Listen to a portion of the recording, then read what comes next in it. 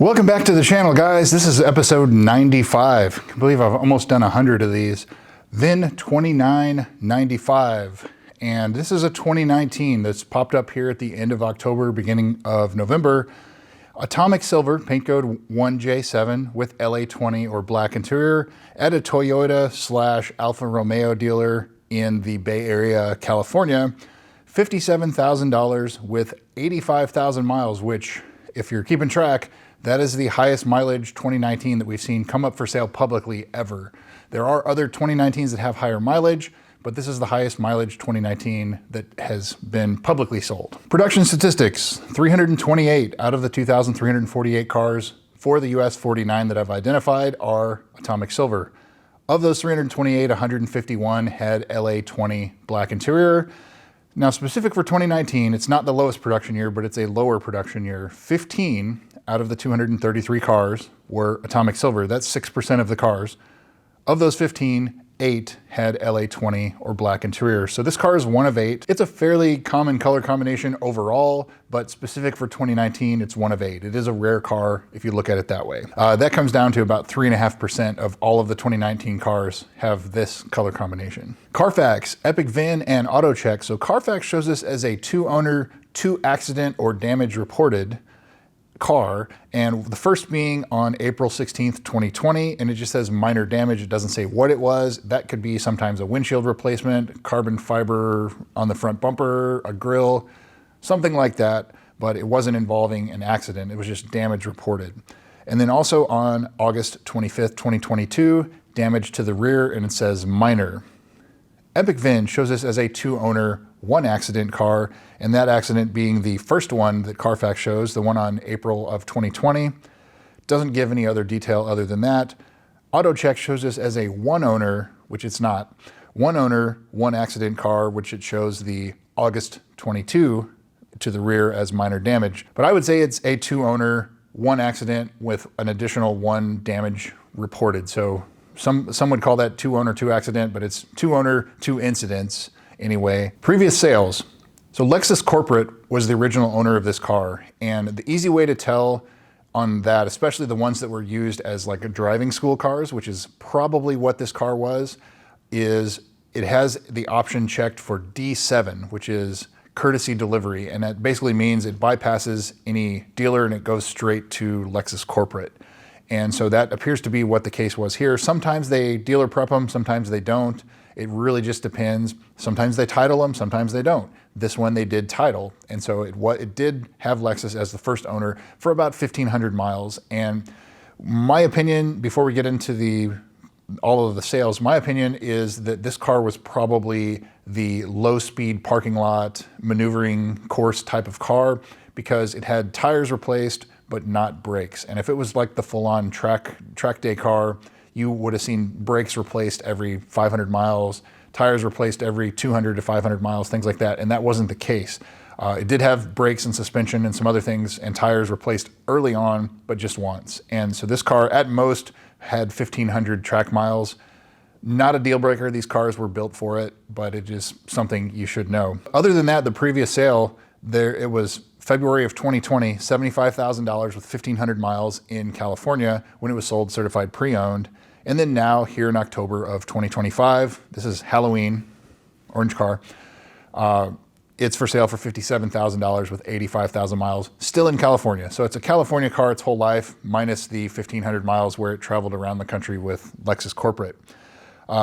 As far as price goes, this is the highest mileage example that has ever come up publicly for sale for a 2019. So it's kind of uncharted waters. However, there have been some other 2019s with higher mileage with a much lower asking price of like the mid to upper 40s, which is, I think, probably where this car needs to be.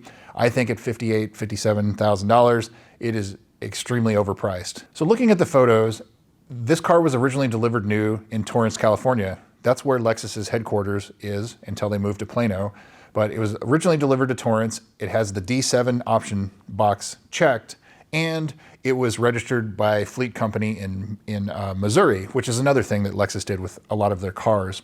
So if it wasn't in Missouri, it was in Texas. And so this one ticks all of the boxes to show you that it definitely went down that path. And that's why I think that it was probably driving school car number 12, which you can see here in the photos. Lexus had at least 4 atomic silver driving school cars, but the other 3 that I've identified all have red interior. This is the only one that had black interior. So that's why I think this is driving school car number 12.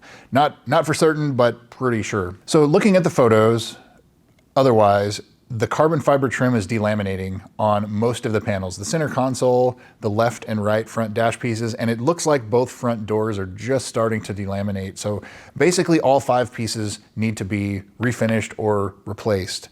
If you're gonna get them replaced at the dealer, that's about $8,000. If you're gonna get them refinished, some of your time and send them to, for example, SMA Fabrication in Florida.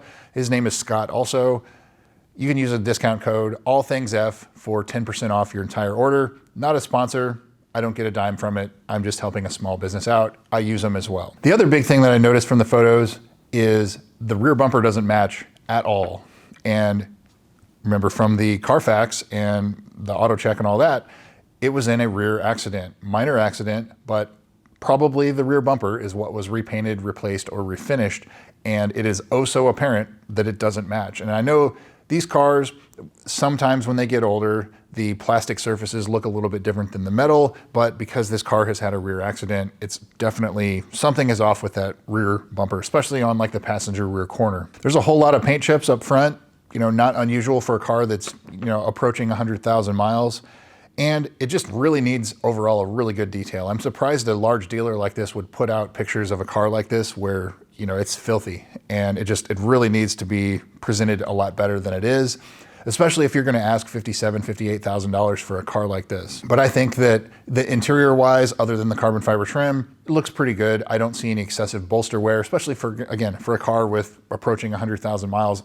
I don't see any issues there. The steering wheel, I don't see a lot of wear on the leather on the steering wheel, on the shift knob, nothing out of the ordinary there, especially for the mileage. Service history. So again, I've talked about this being potentially a driving school car, and there's several things. I've looked at the service history of all of these, so I understand kind of what to look for, but you see that there's not a dealer reported on who did it.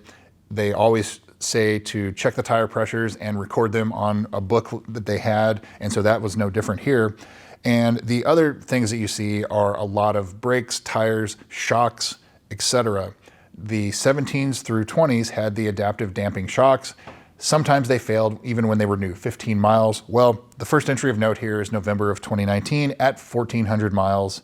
Both rear shocks were blown and leaking.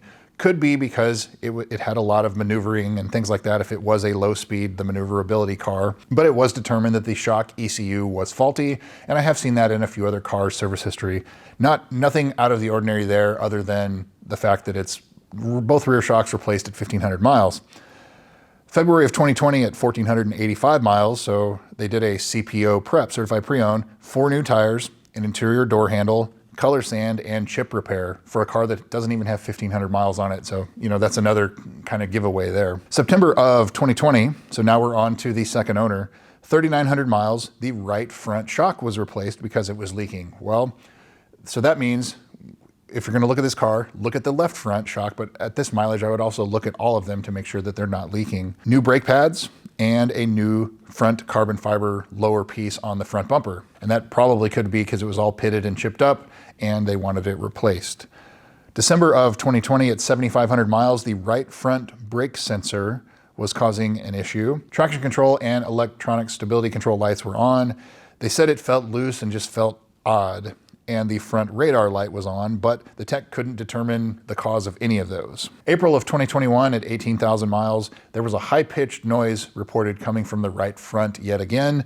The tech did verify that he could reproduce it, and it ended up being, again, that right front brake sensor. The harness was causing it, and they also complained again that the suspension feels very rough compared to normal. Didn't do anything about it. December of 2021, this high-pitched noise returns yet again, but they couldn't duplicate it this time. So a side note on that, I have seen a few other cars with a similar complaint in the service history, and it looks like they ended up replacing the wheel bearings or like the hub on the front, And that would make sense with this car being, you know, kind of having a pretty intense first 1,500 miles of its life. You know, hard on wheel bearings and things like that. And so that could be what this is, but it doesn't seem like the issue was ever resolved. At that same service, for some reason, they also got a quote to rekey the entire car. So new keys for the whole car, $1,526, but they declined it. So a little bit odd to see there. April of 2022, that high-pitched sound is back yet again, and they couldn't duplicate it. So here you are. Since they bought it, it looks like it's about 2 years on and they're still having that issue. So April of 2023, there's another noise coming again from the right front, and it looks like they are reporting it as like a rubbing issue. And if you guys have ever had a wheel bearing go bad, it can reproduce that noise too. And so I think that's what this is. I think it needs front wheel bearing on the right front side. So if you're gonna go drive this car, listen very closely to that right front. But they said they couldn't duplicate the issue here, so nothing was done again. And that was about 2.5 years ago. June of 2024, a little over a year ago, 74,000 miles, water pump needs replacement, and they declined it. So I don't know if it's got a slow leak or if it was ever addressed. And so that is something you need to pay attention to. So if you're gonna purchase this car, do a pre-purchase inspection. Look at the water pump specifically, look at the right front, especially the wheel bearing. Other than just the usual things, like get the valley plate inspected, look at the shocks, because 3 of the 4 shocks have been replaced, but they were early on in its life. I would not be surprised to see if any of the shocks are leaking yet again, specifically the left front, because that's the one that has not been replaced yet, but the others could definitely do it again. But other than that, it's just a lot of oil changes, tires, brakes, the usual. Speaking of brakes, at 60,000 miles, the rear brakes were recommended to be done, but were not done. So there's really nothing else recent for front brakes or rear brakes for replacement. So I would go into it expecting that you need to do brakes on this car too. So brakes, probably shocks, probably wheel bearing, carbon fiber, all the chips, the mismatched rear bumper, the history of the track use, even though it's minor, you know, not very long. Would I buy this car? I would probably look elsewhere. I think it's priced too high. It has too many issues. It has 2 accidents or damage reported. It has a lot of miles for 2019, but that should mean you should be able to get it cheap enough, and then it shouldn't matter. Like this car should be, based on the others that have sold, like mid 40s, upper 40s, 45, 47, something like that. That's probably where this needs to be for the mileage, for the issues and things like that. But I think for me, I would pass. I would move on to a different car. This has too many red flags or potential red flags. The water pump, the brakes, you know, just there's a lot of things. The alarm bells are going off in my head saying, no, let's move on. And the only way I would buy this car is if I could get it cheap enough where I would be able to address all of that and then bring it up to where it needs to be. Speaking of that, the 60,000 mile service has not been done. That is the spark plugs. That is the transmission service, the brake fluid flush, do the TVD, the torque vectoring differential fluid, the differential, all of that. So none of that's been done on this car unless you can prove otherwise. But I would fully expect, because I don't see anything on the Carfax either, I would fully expect that this car has had none of that done. And I think that it needs to be brought up to where it needs to be for maintenance wise. It has all the other issues that need to be addressed. There's just too much going on with this car that unless you could get it for like in the low 40s, I would pass. And I don't think a dealer that's got it listed for $57,000, $58,000 is gonna sell it for the low 40s. So that's where I'm at with this car. I would pass, VIN 2995. Thanks again for watching, guys. We'll see you soon.